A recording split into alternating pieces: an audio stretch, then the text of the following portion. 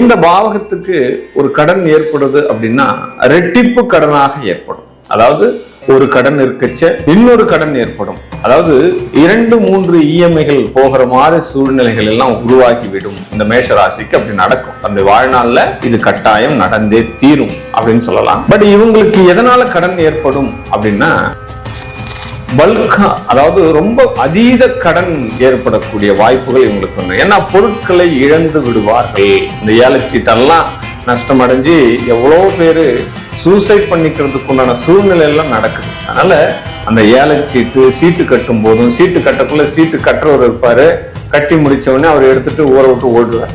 இந்த விஷயங்கள் எல்லாம் நடக்கிறதுன்னா இந்த மேஷ ராசிக்கு அதிகமாக நடக்கிறதுக்கு உண்டான சூழ்நிலைகள் நடக்கும். நோய் தாக்கம் அப்படின்னு சொல்லப்படுது. பெண்களுக்கு வெள்ளைப்படுதல், இந்த விஷயங்கள் கட்டாயம் நடந்துரும். ரத்த சம்பந்தப்பட்ட நோய்கள் இவர்களுக்கு வரும். பீரியடே சரியா வராது, அந்த மாதிரி விஷயங்கள்லாம் நடக்கும். அதே காலகட்டத்துல தோல் நோய்கள், நரம்பு சம்பந்தப்பட்ட பிரச்சனைகள், இந்த பிட்ஸ், இந்த விஷயங்கள் எல்லாம் இவர்களுக்கு வருவதற்கு உண்டான சூழல் கிடைக்கும். இவர்கள் வழக்கு எப்படி வரும்னு பார்த்தோம் அப்படின்னா இவருக்கும் வழக்குக்கும் சம்பந்தமே இருக்காது. யாரோ ஒருத்தர் பண்ண தப்புக்கு இவர் ஜாமீனா இருப்பார். அந்த ஜாமீன்ல இவருக்கு கோர்ட்டு கேஸு வம்பு வழக்குகள் வரும்.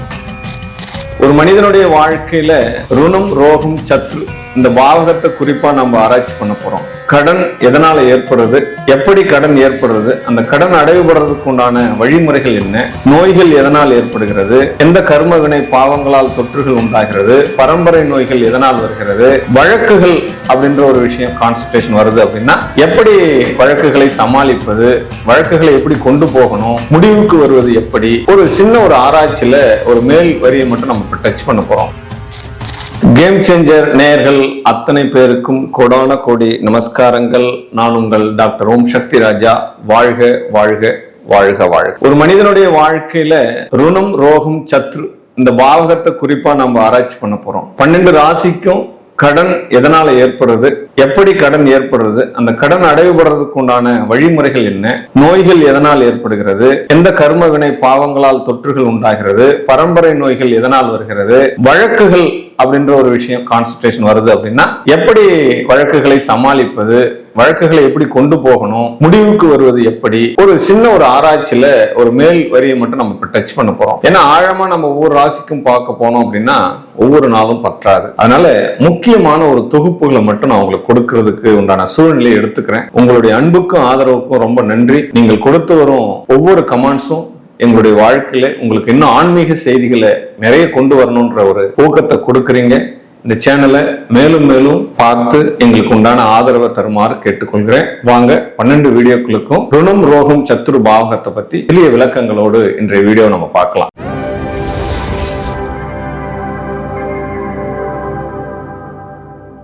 மேஷ ராசி அன்பர்களே, மேஷ ராசியில் இருக்கக்கூடிய நபர்கள் பார்த்தோம் அப்படின்னா நல்ல மனிதர்கள், நற்சான்றோர்கள், அறிவாளிகள், திறமைசாலிகள், பராக்கிரசாலி அப்படின்னு சொல்லலாம். இவர்கள் கூர்மையாக ஒரு விஷயத்தை ஆராய்ச்சி பண்ணக்கூடியவர்கள். யார் எது சொன்னாலும் அவங்க மட்டும் சொல்லிட்டு இருக்கட்டும், நமக்கு என்ன ஆழ் மனசுல தோணுதோ அதை நம்ம செய்யக்கூடிய நபராக இவர் இருப்பார். ஏன்னா இன்ட்யூஷன் பவர் அதிகமாக உள்ளக்கூடிய ராசி இந்த ராசி. இந்த பாவகத்துக்கு ஒரு கடன் ஏற்படுது அப்படின்னா ரெட்டிப்பு கடனாக ஏற்படும்.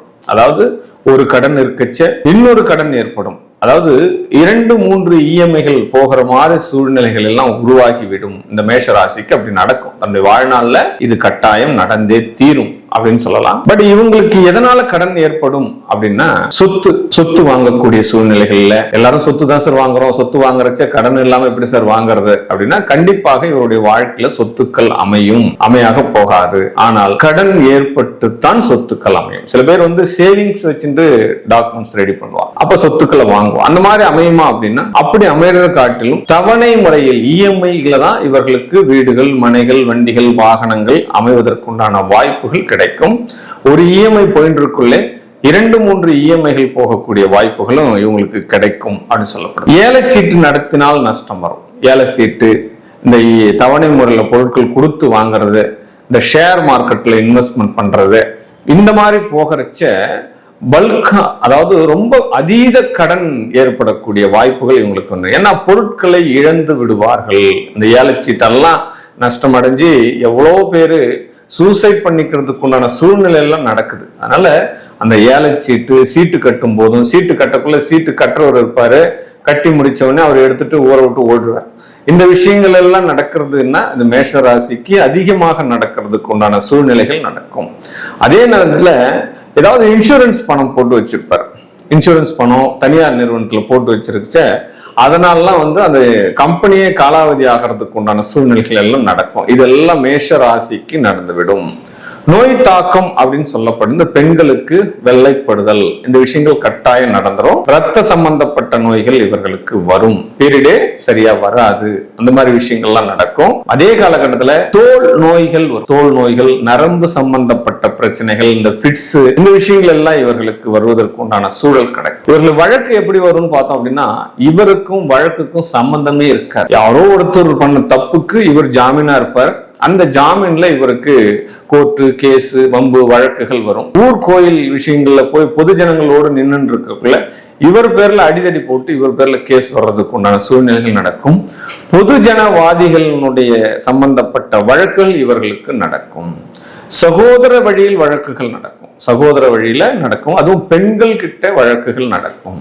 சரி, இவங்க வழக்குகளை எப்படி ரிலீஃப் பண்ணிக்கலாம் அப்படின்னு பார்த்தோம் அப்படின்னா, இவங்க வாழ்க்கையில கட்டாயம் அர்த்தநாரீஸ்வரனுடைய வழிபாடு ரொம்ப ரொம்ப முக்கியம்.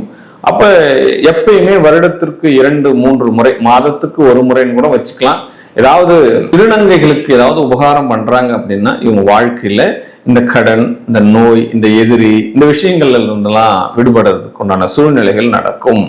அதே நேரத்துல இவர்கள் கடன் காபந்து பண்ணக்கூடிய கடனாக இருக்கும். அதாவது அந்த கடனால ஜப்தி ஆகிறதோ, தண்டனைக்கு உண்டாகிறதோ, அல்லது சூசைடு போகிறதோ, இந்த சூழல்கள்லாம் இல்லாம இவர்கள் ஏற்படக்கூடிய கடன் ஒரு பாதுகாப்பான கடனாக இருக்கும். சொத்தை வித்தாவது நம்ம கடனை கொடுத்துடலாம், அதுக்கு ஈடான கடனாகத்தான் இருக்கும். அதனால பாதுகாப்பான கடனை வாங்கறதுக்கு உண்டான சூழல் கிடைக்கும். ஒரு காலகட்டத்துல இந்த கடன்கள் எல்லாம் அடைவு பெற்று இவர்கள்கிட்ட அதீத சேமிப்பாக மாறும். இவங்களுடைய பேக் போன் உருவாயிடும், செக்யூரா இருப்பாங்க வாழ்க்கையில. எப்பயுமே தான் இல்லாவிட்டாலும் தன்னுடைய மனைவி மக்கள் எல்லாம் நல்லா இருக்கணும்ன்றத நினைக்கக்கூடிய வகையில இவங்க இன்சூரன்ஸ், இந்த கடனுக்கு பாதுகாப்பான இன்சூரன்ஸ், இதெல்லாம் இவங்க போட்டு வச்சுக்குவாங்க. ஆனா இவருடைய வாழ்க்கையில இவர் கடைசி வரைக்குமே இந்த சிரமங்களை அனுபவித்து கடன்பட்டு எல்லாத்தையும் உருவாக்கிட்டு தன்னுடைய வாழ்நாள் முடிவதற்குள்ள அனைத்தையும் சரிவிகிதமாக சரி பண்ணிட்டு தன்னுடைய பிள்ளைகள் பேரன்மார்கள் எல்லாம் அனுபவிக்கிறதுக்கு உண்டான சூழ்நிலையாக இந்த கடன் ஆகும் அப்படின்றதுதான் உண்மையான கருத்து. தன்னுடைய வாழ்நாள்ல தான் சுகமாக இல்லாத எல்லாருக்கும் ரெடி பண்ணி விட்டுட்டு தன்னுடைய சுகத்தை அத்தனையும் தியாகம் பண்ணக்கூடிய இந்த மேஷராசி என்பர்கள் இந்த கடன்ல இருந்து பாதுகாப்பான கடனாக உருவாவதற்கு அர்த்தநாரீஸ்வரருக்குன்னே சொன்ன மாதிரி அர்த்தநாரீஸ்வரர் பூஜை பண்ணுங்க.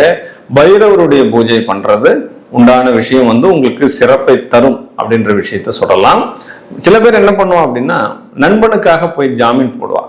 அந்த ஜாமீன் போட்டுட்டு அந்த கடன் அந்த நண்பர் கட்டாம போனதால இவர் வாழ்நாள் முழுவதும் அந்த பெரிய சுமைகளை சுமக்க வேண்டி வரும். ஆனா இவர் போயிட்டு அந்த பணத்தை கேட்க முடியுமா அப்படின்னா, பரவாயில்ல விடு, அப்படிதான் போ, இதான் வாழ்க்கை அப்படின்ற மாதிரி. ஏன்னா கேட்கக்கூடிய சூழ்நிலையில அந்த கடனாளி இருக்க மாட்டார், அவர் ரொம்ப கஷ்டத்துல இருப்பார். அந்த மாதிரிதான் உங்களுக்கு அமையறதுக்கு உண்டான சூழல்கள்லாம் அமைஞ்சிடும்.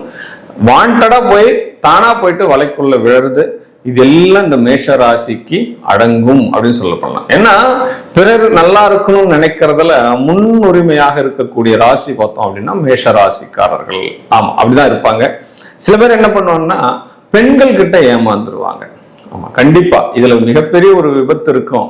பெண்கள் அனைத்தையுமே சுருட்டின்னு போயிடுவாங்க.